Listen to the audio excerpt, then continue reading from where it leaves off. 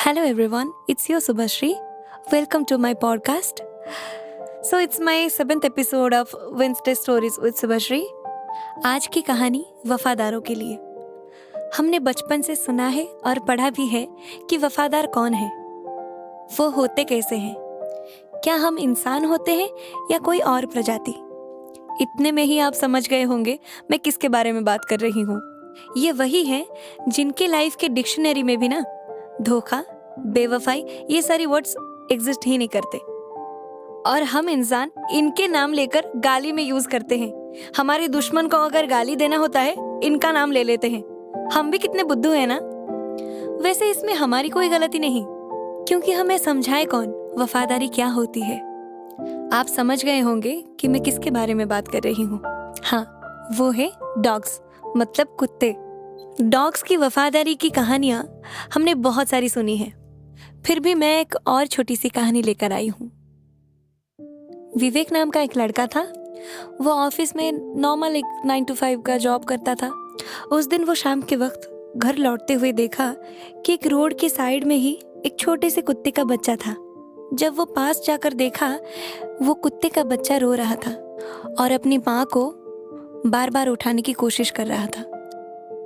विवेक जब देखा, उसको पता चला कि एक्सीडेंट की वजह से उसकी माँ की जान जा चुकी थी, और वो मासूम बच्चे को देखकर उसके अंदर बहुत दया आई और वो अपने घर ले आया। उसका नाम दिया शेरू। विवेक ने शेरू को धीरे धीरे ट्रेनिंग देना शुरू कर दिया था। दोनों साथ में बाहर घूमने लगे। कुछ सामान लाना हो तो शेरू के हाथों वो मंगवाता था। दिन भर ऑफिस में थकावट के बाद जब घर लौटता था, प्यारी सी झप्पी के साथ शेरू उसको वेलकम करता था। एक दिन विवेक और शेरू मार्केट गए थे। तभी विवेक के बॉस उन दोनों को मार्केट में देखे।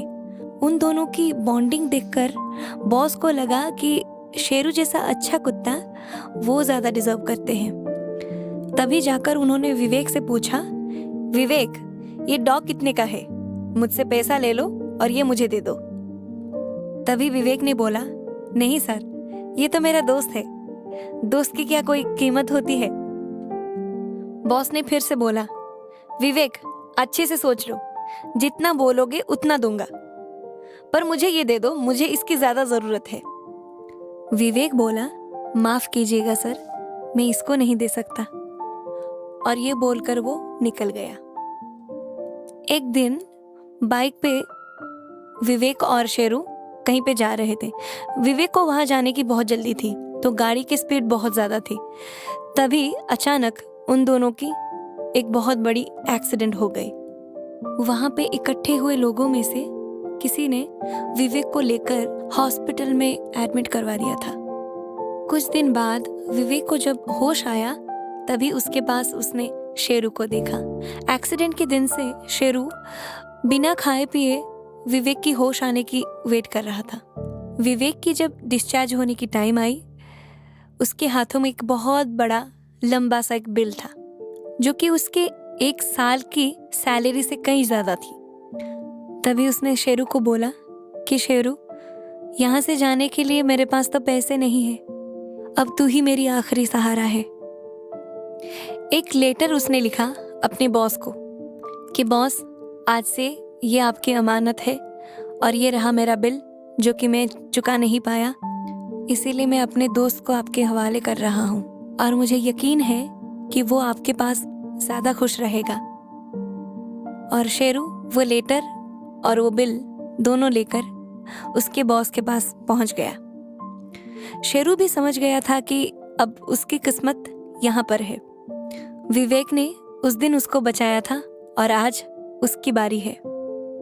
उसके बाद दोनों अलग अलग रहने लगे।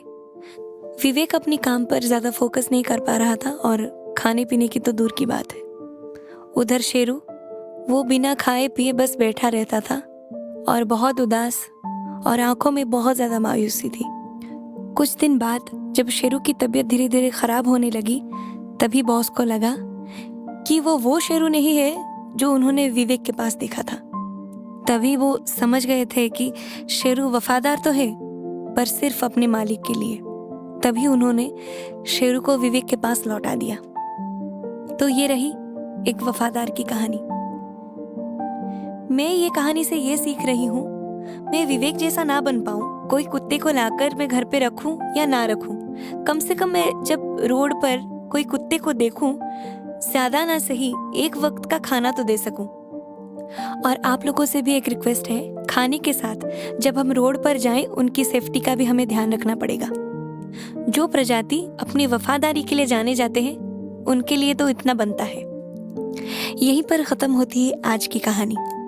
फिर मिलती हूँ अगली कहानी के साथ अगले बुधवार को। तब तक के लिए आदाब, सत श्री अकाल, नमस्कार, जय जगन्नाथ।